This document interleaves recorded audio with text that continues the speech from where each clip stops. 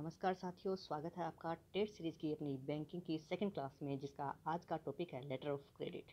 जैसा कि साथियों अपन ने पिछली क्लास में bills of exchange and promise note पढ़े थे और साथ में अपन ने ये भी कहा था कि अपन बैंकिंग क्लासों को कंपेरिजन करके पढ़ेंगे ताकि अपन टॉपिक्स को कवर कर सके और उनको भूलें नहीं। तो अपन ने इंस्ट्रूमेंट ऑफ क्रेडिट के तहत बिल ऑफ एक्सचेंज और प्रोमिस नोट पढ़े और तीसरा टॉपिक जो आज का है लेटर्स ऑफ क्रेडिट, वो भी उसी से मिलता जुलता एक स्वरूप है। तो इसको अपन उनके कंपेरिजन में लेकर चलेंगे। साथियों, अपन ने देखा कि जब बायर और सेलर डायरेक्ट सेल करते हैं बिना किसी क्रेडिट के, तो बायर सामान खरीदता है सेलर को और सेलर उसका बायर से पेमेंट लेकर के मशीनरी या सामान का डिलीवरी कर देता है। लेकिन अगर वो उधार में खरीदते हैं तो वो किसका सहारा लेते हैं? बिल ऑफ एक्सचेंज और प्रोमिस नोट का। ये अपन ने पिछली क्लास में पढ़ा था, आज अपन इसको डिटेल में नहीं पढ़ेंगे।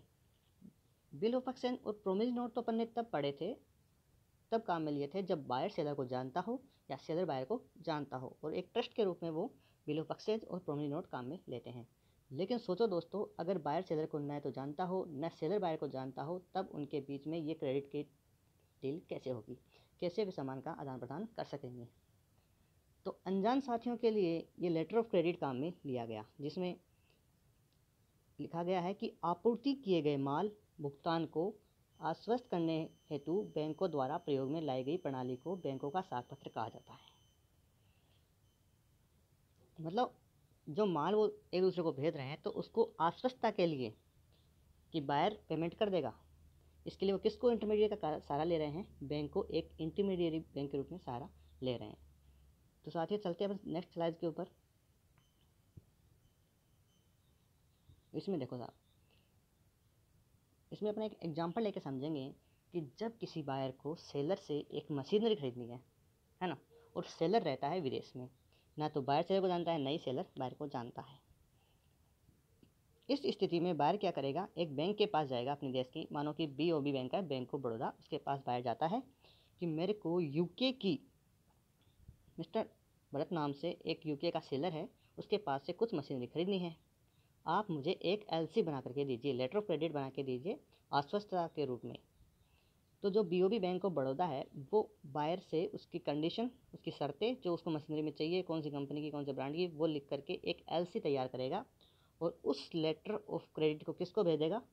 विदेश की उस बैंक को भेज देगा जो सेलर की कंट्री में स्थित है।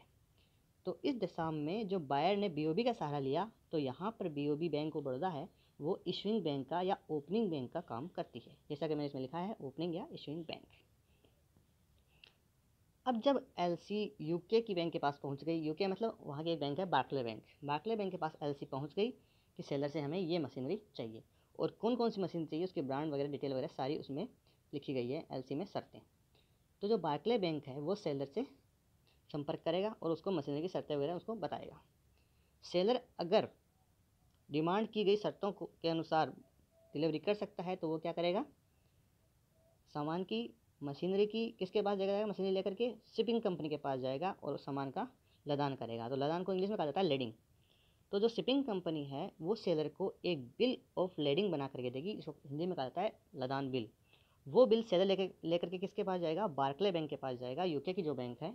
यहाँ पहुँच गया, बार्कले बैंक के पास पहुँच के साथियों, अब जो बार्कले बैंक है वो क्या करेगा? लेटर ऑफ क्रेडिट जो LC थी उसमें जो शर्तें हैं मशीनरी की, और बिल ऑफ लेडिंग में जो शर्तें लिखी गई हैं, क्या वो मशीनरी उसको पूरा करती है, इसकी जांच सुनिश्चितता करेगा।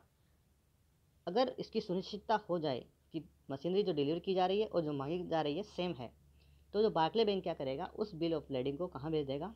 वापस बैंक ऑफ बड़ौदा इंडिया में भेज देगा। अब यहाँ पर दो स्थिति हो सकती है, या तो सेलर यहाँ पर अपना पेमेंट ले सकता है, क्योंकि जो उसको बैंक जो कह रही थी सामान डिलीवरी के लिए, उसको कहा जाता है एडवाइजिंग बैंक। बार्कले बैंक जो एडवाइजिंग का काम कर रही थी, उसकी शर्तों को उसने पूरा कर दिया है, शिपमेंट का उसने बिल भी उसको पेश कर दिया है, तो वो यहाँ पर उसका पेमेंट ले सकता है। लेकिन ये शर्तें अपन टाइप ऑफ LC में आगे जाकर पढ़ेंगे। फिलहाल अपन चलते हैं कि सामान की डिलीवरी कैसे होगी। तो बार्कले बैंक है वो BOB बैंक को लेडिंग बिल भेज देता है। तो जो BOB में भी क्या करेगा? बिल ऑफ लेडिंग है और जो LC है उसमें फिर से मैच करेगा कि क्या उसने जो मशीनरी मंगवाई थी और जो भेजी गई है वो सेम है कि नहीं, उसकी शर्तों की पालना पूरा करता है कि नहीं। अगर शर्तों की पालना पूरा करता है तो वो बायर को कॉन्टैक्ट करेगा, बायर उसको पेमेंट करके बिल ऑफ लेडिंग दे देगा, और बायर किसके पास जाएगा? फिर शिपिंग कंपनी के पास जाएगा और अपनी मशीनरी वापस ले लेगा। इस प्रकार से साथियों ये सर्कल चलता है और इसमें लेटर ऑफ क्रेडिट काम करता है कि किस प्रकार से इशूइंग बैंक ने उसको बनाया, एडवाइजिंग पास भेजा, एडवाइजिंग ने अपनी शर्तों को बना करके सेलर से मशीनरी वापस लेकर के बिल ऑफ लेडिंग लेकर के वापस से इशूइंग बैंक के पास भेज दिया और ये सामान का आदान प्रदान या क्रेडिट ट्रांजैक्शन एक यहाँ पे हम कह सकते हैं वो संपूर्ण हुआ। तो ये इंस्ट्रूमेंट क्रेडिट ट्रांजैक्शन अनजान बायर और सेलर के बीच में काम में लिया जाता है। चलते हैं साथियों अपन अपनी नेक्स्ट स्लाइड पे और देखते हैं कि इसमें कौन कौन से पार्टी काम में आ रही है। देखो पहला पॉइंट में लिखा है अप्लीकेंट, बायर, इंपोर्टर, ओपनर। आप सभी समझ ही गए होंगे। अप्लीकेंट बायर का मतलब जो सामान या मशीनरी खरीदना चाहता है वो पार्टी क्या कहलाती है? एप्लीकेंट, बायर, इंपोर्टर, आयातक या ओपनर। तो यहाँ पर जो बायर है वो हो गया पहली पार्टी और सेकंड पार्टी आती है इशूइंग बैंक। इशूइंग बैंक यहाँ पर बैंक ऑफ बड़ौदा है। चूँकि कस्टमर जो मशीनरी खरीदना चाहता था वो एलसी बनाने के लिए बैंक ऑफ बड़ौदा के पास गया, इसीलिए यहाँ पर issuing bank bank of Baroda काम कर रही है, जो कि लेटर ऑफ क्रेडिट ओपन कर रही है या जारी कर रही है।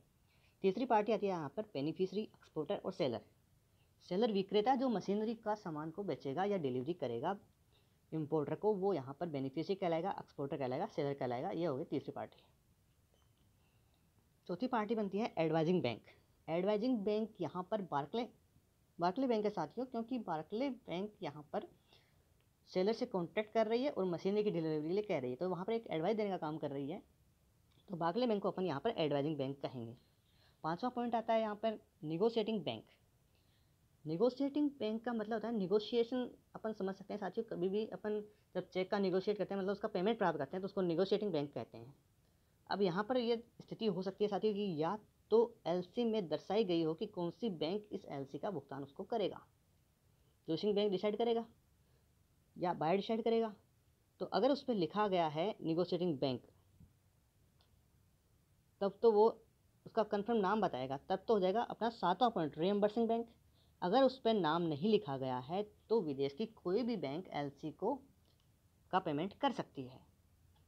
तो निगोशिएटिंग बैंक में किसी भी बैंक का नाम नहीं दर्शाया जाता, जबकि रीइंबर्सिंग बैंक में उसका नाम दर्शाया जाता है जिसके द्वारा पेमेंट दिया जाता है। ये डिफरेंस इनके बीच में हो गया।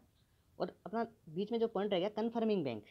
साथियों इसको समझो, अगर सेलर के पास जो डिमांड आई है डिलीवरी के लिए, जिस बैंक बार्कलेस चाहिए, अगर वो उसको नहीं जानता हो या उस पर आश्वस्त नहीं हो तो वो क्या करेगा, अपनी जो बैंक है उसने अपना जो विश्वसनीय बैंक में खाता खुला रखा है उससे संपर्क करेगा और एक कन्फर्मेशन उससे लेगा कि ये जो एडवाइजिंग बैंक है मेरे को पेमेंट देगा कि नहीं देगा, मैं इसके प्रति विश्वसनीय नहीं हूँ। तो वहाँ पर कन्फर्मिंग बैंक है वो उसकी इच्छा अनुसार हो सकता है।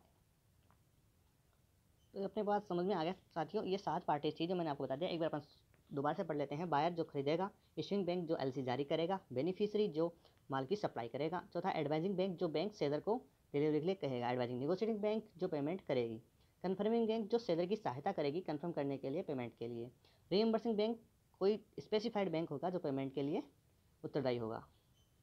आगे आता है types of letter of credit.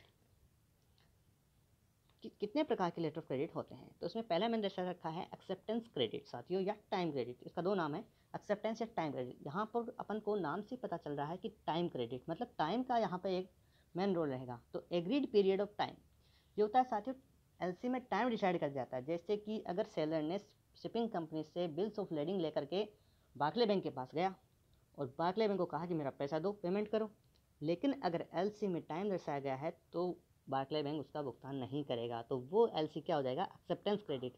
मतलब उसने दे दिया कि अगर शिपमेंट कंपनी के 15 दिन बाद उसको पेमेंट किया जाए, बायर ने शर्त रख दी या इशूइंग बैंक ने शर्त रख दी, तो वो क्रेडिट एलसी क्या कहलाएगी, एक्सेप्टेंस क्रेडिट कहलाएगी। अगर सेलर को ये मंजूर नहीं हो कि वो एक्सेप्टेंस क्रेडिट की माल की डिलीवरी करे, तो ये चीज़ तो उसे पहले ही देखनी होगी जब वो एलसी लेने के लिए या सामान की डिलीवरी के लिए राज़ी होता है। तो यहाँ पर कोई भी उनके बीच कन्फ्यूजन नहीं रहेगा, बल्कि वो वेट करेगा उस टाइम का जितने के लिए एलसी में दिया गया है। दूसरा आता है इररिवोकेबल क्रेडिट। कई बार ऐसा होता है साथियों कि अपन को माल की डिलीवरी मंगवानी होती है और जो सेलर है उसके पास वो मशीनरी उपलब्ध नहीं है या उस ब्रांड की नहीं है, तो उसमें चेंज किए जा सकते हैं। लेकिन अगर क्रेडिट इस टाइप की जो एलसी है जिसमें ना तो कोई बदलाव किया जा सकता है ना ही उसको कैंसिल किया जा सकता है, तो इस प्रकार की एलसी क्या कहलाएगी, इररिवोकेबल क्रेडिट। तो उसमें अमेंडमेंट कोई भी नहीं किया जा सकता। तीसरी एलसी आती है अपने पास कन्फर्म्ड क्रेडिट। इसमें लिखा है issuing bank if adds its own confirmation. कि अगर जो एलसी जारी कर रही है वो अपनी कन्फर्मेशन भी उसमें जोड़ देता है, उसकी कन्फर्मेशन वैसे जोड़ता नहीं है दोनों स्थिति में, अगर वो अपनी कन्फर्मेशन उसमें जोड़ता है एलसी में इशू करते टाइम या ओपन करते टाइम, तो वो एलसी क्या कहलाएगी, कन्फर्म्ड क्रेडिट या कन्फर्म्ड लेटर ऑफ क्रेडिट कहलाएगी। अगला आता है बैक टू बैक क्रेडिट। ऐसा होता है साथियों जब बायर और सेलर हर बार सेम रह रहे हों, उनके सामान की डिलीवरी हर महीने या हर सप्ताह या वीक में या साल भर में सेम होती रहती हो, तो वहाँ पर बार बार एलसी जारी करने की जरूरत नहीं पड़ती, बार बार आप इशूइंग बैंक बनाओ, एडवाइजिंग बैंक बनाओ, तो उसी एलसी पर फिर से एक एलसी जारी कर दी जाती है। इस कंडीशन में अपन क्या कहलाता है, बैक टू बैक क्रेडिट। इन सेम सेलर और बायर कंडीशन में यह जारी की जाती है। पांचवा आता है अपना एंटीसिपेटरी लेटर ऑफ क्रेडिट। मतलब इसको दो प्रकार से डिसाइड किया गया है। एंटीसिपेटरी तो पार्शियली, रेड क्लोज एलसी और green clause LC. Red clause में क्या होता है साथियों, advance payment to beneficiary before shipment. मतलब कि जब सामान का लदान किया जाता है, मशीन लदान किया जाता है तब सेलर को उसका 20 से 25% एडवांस पेमेंट कर दिया जाता है निगोशिएटिंग बैंक के द्वारा या एडवाइजिंग बैंक के द्वारा, तो वो एलसी क्या कहलाती है, रेड क्लोज। ग्रीन क्लोज भी इसका एक एक्सटेंडेड रूप ही है साथियों। उसमें क्या है, मशीनरी या सामान बनाने से पहले ही भुगतान बेनिफिशियरी को या सेलर को कर दिया जाता है ताकि वो मशीनरी का निर्माण कर सके या उस प्रोडक्ट का निर्माण कर सके। तो यह 75 से 80% पेमेंट बेनिफिशियरी को किया जा सकता है। तो इस प्रकार से साथियों अपन ने type of letter of credit पढ़ लिए और इसके साथ ही पार्टी पढ़ ली, और लेटर ऑफ क्रेडिट क्या होता है ये भी अपन इसमें पढ़ा। और भी साथियों अगर आपको इस टॉपिक में कोई भी कन्फ्यूजन हो तो आप मुझे कमेंट करके ज़रूर बताएं। अपन ने कंपेरिजन करते हुए आज बैंकिंग का ये तीसरा टॉपिक पढ़ लिया है, अपनी सेकंड क्लास कंप्लीट हुई। Thank you guys.